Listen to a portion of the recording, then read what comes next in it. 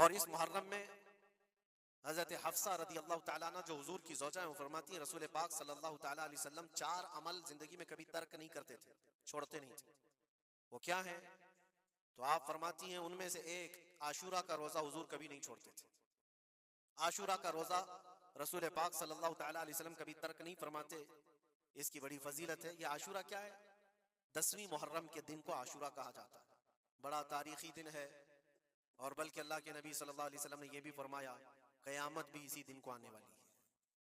10 मुहर्रमुल हराम होगी और जुमा का दिन ही होगा, जिस दिन सूर फूंका जाएगा और पूरी दुनिया फना कर दी जाएगी और क़यामत का मंजर कायम हो जाएगा।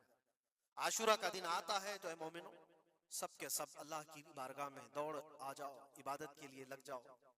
और उस दिन ये याद करना चाहिए कि यही वो दिन होगा जब हमें बारगाह रब्बुल इज्जत में खड़ा किया जाएगा।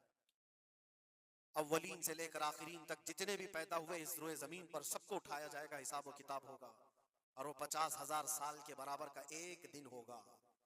उस दिन को याद करके आशूरा का एहतमाम करना जरूरी है। आशूरा में तो वैसी यादगारें बहुत हैं। आदम अलैहिस्सलाम के मुतालिक उनकी तौबा उसी दिन कबूल हुई। नूह अलैहिस्सलाम की कौम पर जो अजाब आया था तूफान का, वो तूफान नूह से कश्ती को जो नजात मिली नूह अलैहिस्सलाम की, वो भी आशूरा का दिन था। सैयदना यूनुस अलैहिस्सलाम को मछली के पेट से बाहर निकाला गया, वो भी आशूरा का दिन था। मूसा अलैहिस्सलाम को फिरौन से नजात दी गई, फिरौन गर्क हो गया, पानी में डुबो दिया गया, वो भी आशूरा का दिन था। बहुत सारी इस तरह की तारीखी चीजें आशूरा के दिन।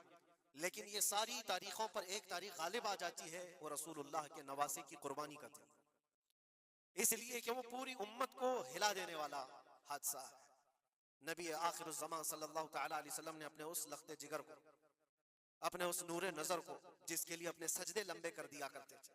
जानते हैं आप, हुजूर पाक सल्लल्लाहु अलैहि वसल्लम के एक बेटे थे हजरत इब्राहिम, और ये उसी जमाने के हैं जब हजरत इमाम हुसैन भी पैदा हुए थे और हुजूर की गोद में आपके अपने बेटे भी थे।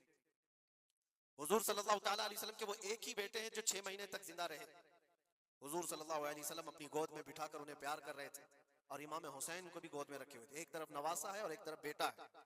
जिब्राइल अमीन ने आकर के अर्ज किया अल्लाह के नबी सल्लल्लाहु अलैहि वसल्लम से, कहा रब तबारक व तआला की मंशा ये है कि इन दोनों में से आप किसी एक ही को रख सकते हैं। अल्लाह के नबी सल्लल्लाहु अलैहि वसल्लम ने इमाम हुसैन पर अपने बेटे को कुर्बान कर दिया। कहा है जिब्राइल, हुसैन को रहने दो, इसलिए कि ये मेरी आंखों का भी नूर है और फातिमा की आंखों का भी नूर है। फिर चंद ही दिन के बाद हजरत इब्राहिम का इंतकाल हो गया। आप अंदाजा करें, जिस हुसैन आजम के लिए रसूल पाक सल्लल्लाहु अलैहि वसल्लम ने अपने बेटे को कुर्बान किया,